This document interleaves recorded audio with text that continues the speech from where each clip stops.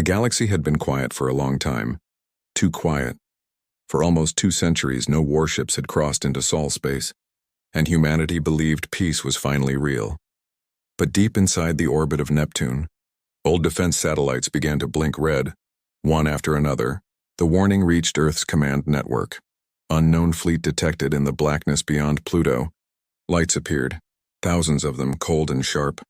The alien coalition had arrived. They called themselves the Keth Dominion, a proud alliance of 12 species who once ruled the Outer Arms. They had crushed smaller worlds and enslaved weak civilizations, and now they came for Earth. To them, humanity was young, fragile, and arrogant for refusing to bow to their council. Their fleet spread like a metal storm, filling the void between stars. The Dominion commander, Admiral Tazkor, laughed through the intercom, his voice echoing across channels. Humanity hides behind relics of the past. Let them see true power. On Earth's orbital command ring, Commander Arlen Voss stood silent, staring at the holographic map. His uniform was old, his eyes tired, but there was something calm and dangerous about him. All around him, young officers panicked, calling out sensor data and weapon reports. "Sir, they outnumber us 40-1. Their main fleet just crossed Mars orbit. We don't have any active war platforms left, Commander." Arlen didn't answer right away. He simply looked up at the glowing line that marked the Terran Railgun, an ancient orbital weapon, built during the dark days of the First Extermination War. It hadn't fired in 200 years, not since the day humanity nearly died. "Connect the orbital coils," Arlen said softly. Every officer froze, staring at him. "Sir, the railgun hasn't been powered in centuries." "Then it's time," he interrupted, his tone cold as steel. "If they want to test humanity again, let them remember why the stars still fear us." Across the upper atmosphere, a massive ring began to glow. The Terran Railgun, stretching across 1/5 of Earth's orbit, hummed like a giant heartbeat. Ancient superconductors woke up, drawing energy from lunar reactors and solar arrays. The sky darkened as power rerouted through the orbital grid. In cities below, people stopped their work, staring at the strange lights dancing across the heavens. On Mars, retired engineers received emergency calls. "We need manual synchronization of coil sectors 4 through 9. Old men and women who once built that gun years ago rushed into dusty bunkers. Their hands trembling but proud, one of them whispered, "I never thought I'd see it wake again." The Keth Dominion ships continued forward. Confident, they jammed all human transmissions, sent mocking signals, and broadcast their leader's voice again. "Surrender your worlds, Terrans. You cannot resist the Dominion." Arlen Voss watched the fleet icons closing in. He could see their formations, layered in confidence. He looked at his communications officer and said quietly, "Open a wide channel. Admiral Tazkor, this is Commander Arlen Voss of Earth Defense. You've entered Sol space without invitation. Turn back now." Tazkor laughed, a deep, arrogant sound. "You dare speak to the Dominion with that tone? What will you do, Commander? Throw rocks?" Arlen's voice didn't change. "Something like that." Then he turned. "Charge the railgun." Silence filled the control room. Outside, the massive coils aligned, each larger than a city, glowing brighter and brighter. The energy buildup shook the entire orbital ring, sending ripples through the magnetosphere. Warnings flashed. Containment breach imminent. Barrel overheating, power limit exceeded. Still, Arlen didn't stop at the final moment. When the weapon screamed with stored energy, he whispered, "For Earth." The shot fired. There was no sound, only light. A beam of molten metal and magnetic fury streaked across space, tearing through darkness like lightning through water. It struck the Keth formation before they could even raise their shields. In one heartbeat, 7 battleships disintegrated. A wave of plasma rolled across the fleet, scattering wreckage like dust. From Earth, people watching the night sky saw a flash brighter than sunrise. The upper atmosphere glowed gold for a second. Then silence returned. In the Dominion command ship, alarms howled. "We've lost the Vanguard. Unknown weapon impact, energy signature off the charts." Admiral Tazkor stood frozen, unable to speak. The voice of his second officer trembled. "Sir, that was a railgun." "But it's impossible. Those weapons were outlawed." Back on the orbital ring, Arlen exhaled slowly. The railgun's coils cooled, glowing red and cracked, smoke drifting from maintenance ports. He looked down at Earth through the viewport. "They'll be back," he said quietly. But now they know we're not sleeping. In the silence of space, wreckage drifted. Alien metal, molten and torn, floating above the blue planet. And in every human heart across colonies and stations, one feeling returned that had been missing for generations. Pride. The Terran Railgun had answered, and the galaxy would remember the sound of that silence. The railgun's light faded slowly, leaving behind a trail of burning metal drifting through space. For a few heartbeats, the galaxy seemed to hold its breath. Then, the silence was broken by screams across alien frequencies. Panic, confusion, disbelief. Words repeating again and again. It's impossible. The humans fired a railgun. Commander Arlen Voss watched from the orbital command ring. The room was dim now, filled with smoke and flickering holograms. Every screen showed fragments of the shattered Dominion fleet. Ships once proud and unstoppable now floated as glowing wreckage. Status? Arlen asked, his voice calm, though his pulse thundered in his ears. Barrel integrity. 41%, sir, one technician stammered. Cooling systems failing and the coils are cracked, another added. Arlen nodded slowly. We expected worse, he murmured. He turned to the comms officer. Get me Luna Command and Mars Relay. I want every defense station online. In the hidden bunkers beneath Mars, power engineers were already moving. Old control panels came alive with green and red lights. Massive turbines began to spin for the first time in centuries. The Terran power grid, a relic of ancient wars, woke from sleep. Rust fell from the ceilings as reactors hummed to life. Among them was Dr. Isla Chen, once chief designer of orbital weapons. Her wrinkled hands trembled as she adjusted the controls. They finally used it, she whispered, half in awe, half in fear. A younger assistant beside her asked, Do you think it'll stop them? Isla looked up at the glowing hologram of Earth. No, she said softly. They'll come harder now. Far beyond the orbit of Mars, the Keith Dominion reeled in chaos. Admiral Tazkor's flagship drifted amid the burning field. The front half of his formation was gone, vaporized in an instant. He slammed a clawed hand against his console. Signal the reserve fleets. I want full retaliation. His officers hesitated. Admiral, the humans destroyed 7 of our best ships with one shot. I don't care. Bring the reinforcements through the worm gate now. Moments later, new light tore open the dark. A hyperspace rift expanded near Jupiter's orbit, and through it emerged hundreds of new warships, black, angular, and bristling with weapons. Their engines burned with pale green fire as they formed up. This was no longer an invasion. It was revenge. Back on Earth, civilians filled the streets, staring up at the sky. News broadcasts replayed the explosion again and again. People cheered, some cried, and others simply stood in silence. They didn't understand the cost yet. The power drain, the radiation storms, the weapon damage. But for the first time in generations, humanity didn't feel small in orbit. Commander Arlen received reports from every colony. Europa base is active. Titan stations rearming. Pacific underwater silos operational. One officer looked at him and said quietly, Sir, if they bring their full fleet, we can't hold for long. Arlen looked through the viewport at the stars. Then we make every second count, he replied.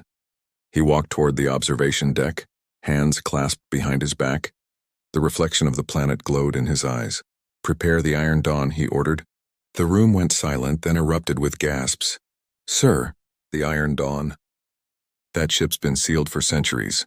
Not anymore, he said. If humanity stands today, it stands with her. In the cold dark under Antarctica, deep inside the ice, a massive hangar hummed as ancient lights flickered awake. Inside it rested the TSS Iron Dawn, a dreadnought so large it spanned a mountain range. Its hull was scarred, its weapons covered in frost. Engines that once burned like suns now groaned as systems rebooted. Old maintenance drones whirred to life. They cleaned dust from the ship's name. The letters still proud. Terran Strike Ship Iron Dawn. The AI core flickered online. Its first words soft and mechanical. System integrity, 68%. Awaiting command authority. Then, a voice answered through the comm link. This is Commander Arlen Voss. You've slept long enough. Old friend. Back in orbit, the alien fleets advanced again. They moved carefully this time, spreading their ships to avoid another single blast. Missiles streaked across the void, slamming into Mars defense stations. Human laser grids fired back, painting the darkness with blue streaks. One alien cruiser exploded near Phobos. Another near Ceres, but still they came. Arlen's comms buzzed. Mars command to orbital control. They're breaking through. We can't hold. Static filled the channel, then silence. Arlen clenched his jaw, his voice quiet but full of steel. Hold positions. Reinforcements are coming. He turned to his officers. Transmit the signal. Let every colony know the Terran fleet is rising again, far out in the void. Hidden shipyards under the Pacific and Indian Oceans opened like massive flowers. Hundreds of submersible hangars released starships into the night sky. Old warships ascended through the clouds, destroyers, carriers, cruisers, their hulls painted with the faded insignia of the Terran Defense Command. Pilots who had never seen combat before now sat trembling in their cockpits. And above them the Iron Dawn began to move. Its engines burned blue as the ice around it cracked and melted. The galaxy shuddered as humanity's oldest dreadnought rose once again. And across the stars, whispers spread through every listening station. The Terrans are awakening. The ice cracked for miles around, thunder echoing through the frozen continent. Glaciers split apart as a shadow rose beneath them. Slow, massive, unstoppable for 2 centuries, it had slept beneath Antarctica, sealed away after the last Great War. Now the TSS Iron Dawn awakened, and the Earth itself seemed to tremble. Steam erupted as the hangar doors opened. Melting snow in seconds, massive engines flared alive, scattering waves across the ocean surface. Inside the command bridge, dim lights flickered on one by one, revealing dust-covered control panels. The ship's AI core glowed, its calm voice returning after 200 years of silence. Power at 64%. Weapon systems offline. Reactor integrity stable. Awaiting command input. Then footsteps echoed through the corridor. Captain Mira Kane stepped onto the bridge, a legend reborn. Her face was calm, sharp, her eyes reflecting the dim glow of the holographic display. She placed her gloved hand on the cold metal console and whispered, "Wake up, old friend. Humanity needs you again." The ship's lights brightened as if it heard her. Reactor chambers hummed, coil capacitors filled, and the Iron Dawn's ancient systems came alive. Panels shifted, turrets unfolded, and the rail batteries along its spine began to warm. On the hull, the faded letters, Iron Dawn, shone once more under the rising sun. Far above in the black sea of orbit, alien fleets advanced with renewed fury. The Keth Dominion had learned from their first defeat. They spread their ships wide, hundreds of them, covering the void from Luna to Mars. Their war drums and deep energy pulses rippled across communication bands. Admiral Tazkor stood at the center of his command ship, eyes burning. "The humans have tricks, but tricks will not save them again," he hissed. He ordered all fleets to converge on Earth, to burn it until only glass remained. The first wave reached the moon. Missiles fell like rain, striking craters and silos, turning dust into flame. Human defense turrets fired back, vaporizing several cruisers, but they were overwhelmed. The alien armada descended in disciplined lines, confident this would be their final victory, until radar alarms screamed across every human station. Massive energy signature detected. South Polar region. Unknown vessel emerging from ice. Every telescope turned toward Earth, and from the white storms of Antarctica, a giant rose through the clouds, its hull black as midnight, its engines blue as lightning. The Iron Dawn had returned to the sky on board. Captain Mira stood firm, her voice steady despite the chaos around. Navigation, lock coordinates to orbit trajectory. Engineering, channel full power to rail batteries 3 through 7. Targeting, select the nearest Keth cruiser and mark it. Her crew, a mix of veterans and young recruits, responded instantly. They had trained for this moment their entire lives, never thinking it would come. Now they were part of the legend itself. The railgun along the ship's dorsal spine began to glow, a deep golden light that pulsed like a heartbeat. "Weapon charged," reported the gunnery officer. "Permission to fire?" Mira's lips curved into the faintest smile. Fire. The world went white. The shot ripped through the upper atmosphere. A streak of molten metal shot into the void. Tearing through 3 alien warships in a single pass, their reactors exploded, lighting up the sky like twin suns. For a moment, even the alien fleets hesitated, frozen in shock from the orbital command ring. Commander Arlen watched the feed, His heart pounded as the Iron Dawn's name appeared on the tactical display. "She's flying," whispered one of the officers, "by the stars. She's really flying."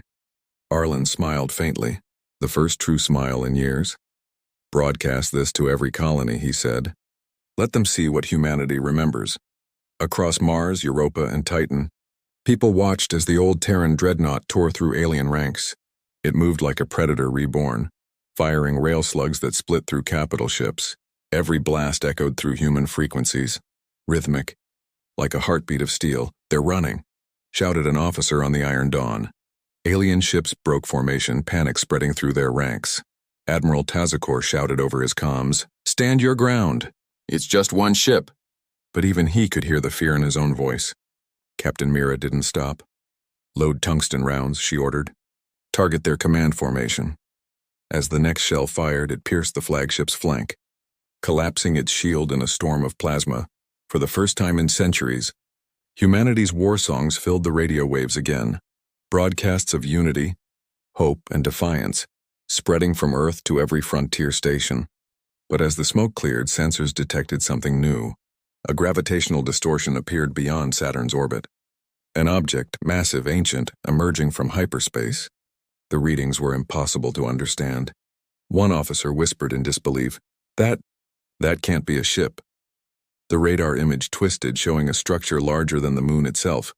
"Sir, it's the Zorkel Leviathan, the Dominion's dreadnought." The bridge fell silent. Even Captain Mira's expression hardened. She looked at the image of the monstrous vessel slowly entering Sol space. Its armor glimmered with alien runes, its engines brighter than suns. "So," she whispered, "the real war begins now." The Iron Dawn turned, its engines roaring one last time. The old Terran ship faced the darkness, and in that moment, every human heart in the galaxy beat the same word: fight. The stars themselves seemed to bend. Every sensor across Sol went blind for 3 whole seconds. Then space tore open, a wound in reality, and something vast emerged. It wasn't just a ship. It was a moving continent of steel, shadow, and hate. The Zorkel Leviathan had arrived. Its hull stretched over 200 kilometers, covered in silver armor that rippled like liquid metal. Its engines burned with violet plasma, each one the size of a human city. Millions of alien soldiers watched from within as its massive eye-shaped core glowed red. The Dominion had sent its god machine, and its purpose was simple: erase humanity from the stars. On the Iron Dawn's bridge, silence hung heavy. Every officer stared at the readings in disbelief. Gravitational output, off the scale. "Weapon power exceeds anything ever recorded." Captain Mira Kane stood at the center, her face pale in the dim blue light. "They brought the Leviathan," she whispered.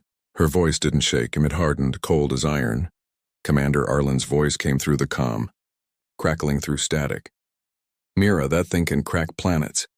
It's not just a ship." "I know," she said, "but it bleeds like anything else." Her crew exchanged nervous glances.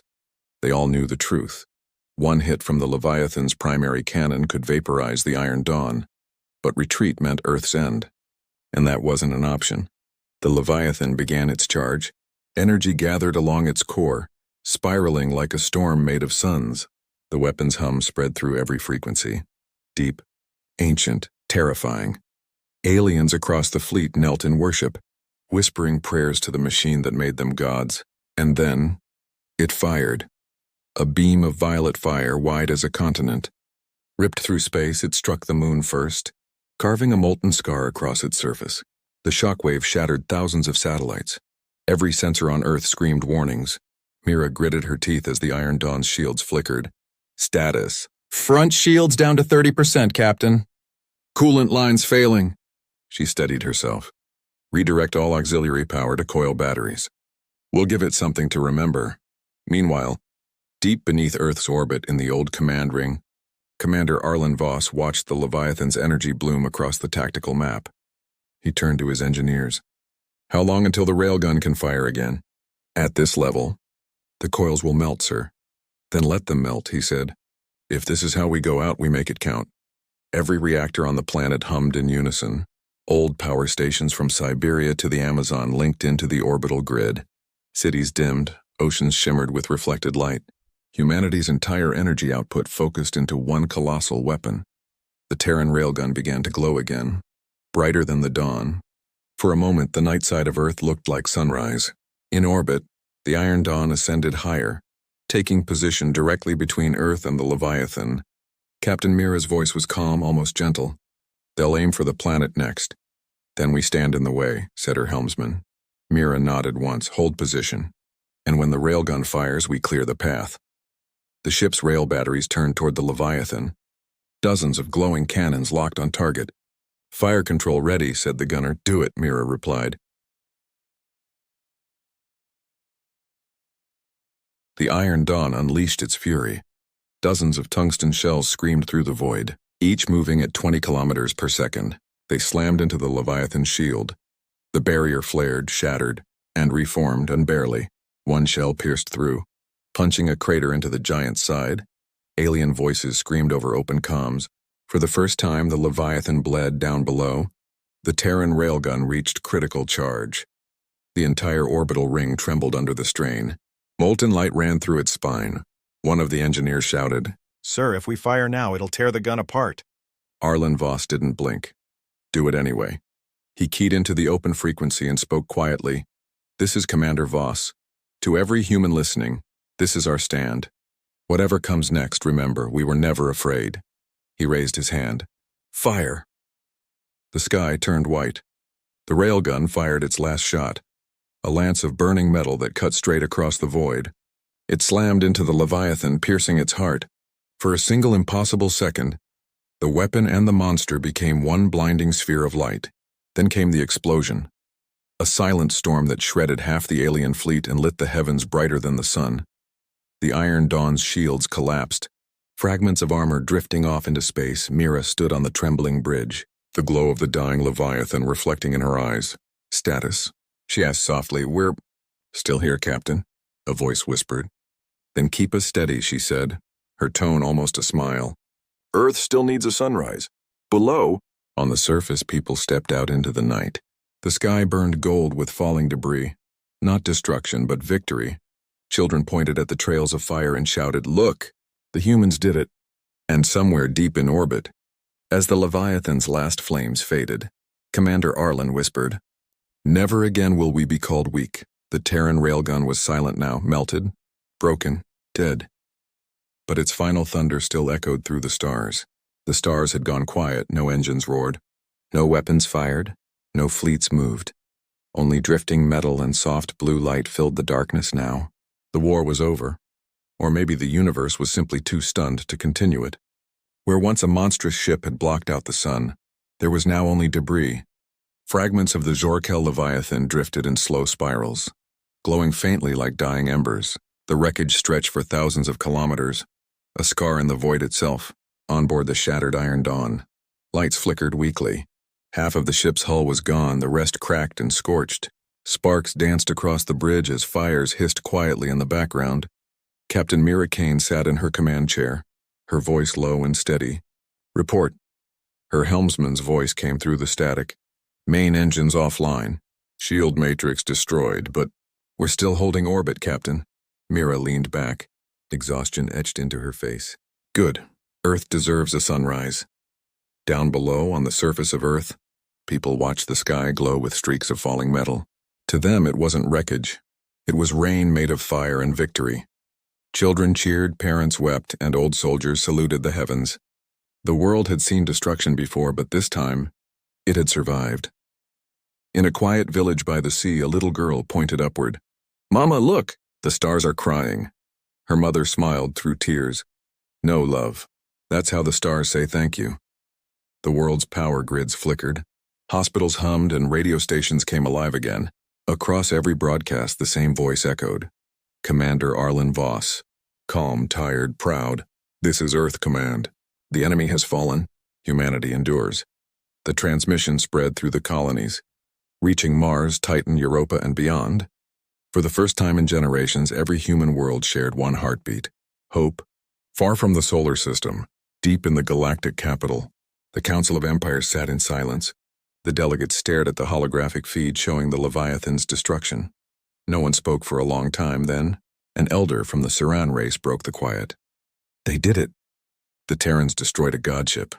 Another whispered, "It shouldn't be possible." A third, trembling, asked, "What kind of species are they?" The council hall, once filled with arrogance and laughter at humanity's expense, now trembled with fear. Reports poured in from listening posts. Dominion fleets retreating, command systems collapsing, entire sectors falling silent. The empire that had mocked Earth now burned in its own defeat, across the stars. A single word began to spread again, one older than most of their languages. It was whispered in fear and respect alike. Terran. Back on the Iron Dawn, silence filled the bridge except for the faint hum of emergency lights. Captain Mira looked out at the broken Leviathan. Her ship floated between the wreckage and the earth below like a wounded guardian refusing to fall. Her communications officer whispered, "Captain." Commander Voss is on the line. The screen flickered, showing Arlen's face pale and tired but smiling faintly. "You did it." "Mira," he said quietly. "No," she replied, shaking her head. "We did it." Every hand, every voice, every heart that refused to kneel. For a moment, neither spoke. Outside the viewport, sunlight crept across the curve of Earth. The world was bruised but alive, and in blue, radiant, defiant, Arlen finally said, "The railgun's gone. The grid's fried. We'll need centuries to rebuild." Mira smiled softly. "Then we'll build something stronger. That's what humans do." Hours later, the survivors were rescued. The Iron Dawn was towed into lunar orbit, her hull to become a monument. Children would one day visit her silent corridors, tracing fingers over the burn marks and cracked armor. Guides would tell them stories of the day when a single ship stood between humanity and extinction, and they would whisper the words engraved on her hull, "We were never silent." In the decades that followed, the galaxy changed. No one dared to invade human space again. Trade routes opened, alliances formed, and the once feared Terrans became the keepers of peace. Not through conquest, but through the memory of what they had done when pushed too far. Somewhere on the restored orbital ring, Commander Arlen Voss stood alone. The stars shimmered in his visor's reflection. He placed a hand on the cold metal rail where the great gun once stood. "Sleep well, old friend," he murmured. A soft wind brushed across the platform, and below dawn began to rise, golden, endless, unbroken as light spilled across the world. Humanity looked upward, and the galaxy remembered the story of the day when silence ended with thunder, when Earth stood alone and did not fall, when the Terran Railgun spoke one last time, and the universe finally listened.